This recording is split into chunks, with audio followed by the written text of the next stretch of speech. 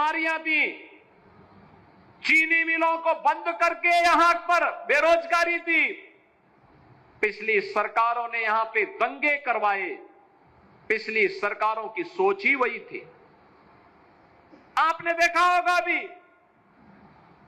ये लोग जो परिवारवादी हैं, जिनकी सोच केवल अपने परिवार तक सीमित है, जाति का नारा देते हैं, लेकिन जब सत्ता में आते हैं तो तुष्टीकरण की नीतियों की पराकाष्ठा को पूरी करते हुए केवल अपने परिवार के विकास की बात करते हैं, अपने परिवार तक सीमित रह जाते हैं। आपने देखा होगा जब 22 अप्रैल को पहलगांव में पर्यटकों पर हमला हुआ था, आतंकी हमला हुआ था, समाजवादी पार्टी के नेताओं के बयान किस किस प्रकार के बयान आते हैं, ये पता लगाने में ही कठिनाई होती है कभी कभी कि ये समाजवादी पार्टी के नेता बयान दे रहे हैं या कोई पाकिस्तान का प्रवक्ता बयान दे रहा है।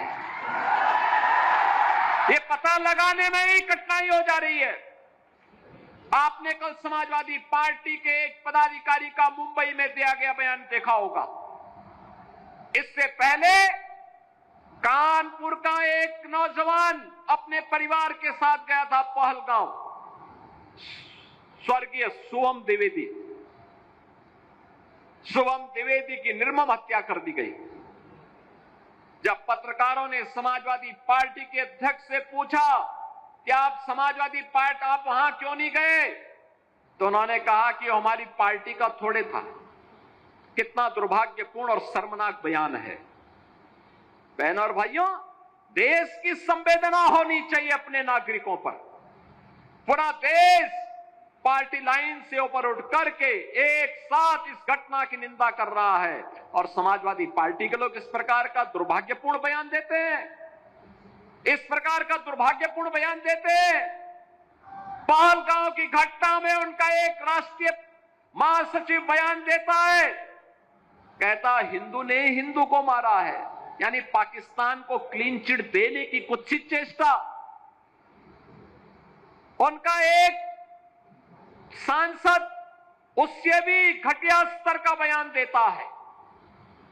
बहनों और भाइयों, जब भी जातिवाद की राजनीति होगी, जब भी विभाजनकारी राजनीति होगी, तो तुष्टीकरण की पराकाष्ठा को पार करते हुए आपकी सुरक्षा के साथ ऐसे ही खिलवाड़ करने का कुत्सित प्रयास करेंगे जैसे वर्तमान में कुछ कांग्रेस के नेता और समाजवादी पार्टी के नेता कर रहे हैं। हमें एक स्वर से निंदा करनी चाहिए। आतंकवाद के खिलाफ देश की लड़ाई प्रधानमंत्री मोदी जी के नेतृत्व में 144 करोड़ के भारत को एक स्वर से लड़ना चाहिए। एक स्वर से प्रधानमंत्री मोदी जी के नेतृत्व में आतंकवाद का नेस्तनाबूद करने के संकल्प के साथ आगे बढ़ना चाहिए। इस संकल्प के साथ अगर हम आगे बढ़ेंगे तो जैसे 10 वर्ष में आपने देश से आतंकवाद को, नक्सलवाद को, उग्रवाद को समाप्त होते हुए देखा होगा, ऐसे ही जो थोड़े तत्व सिर उठाने का प्रयास कर रहे हैं, इनके भी जहन्नुम में जाने के दिन बहुत शीघ्र सामने दिखाई देंगे।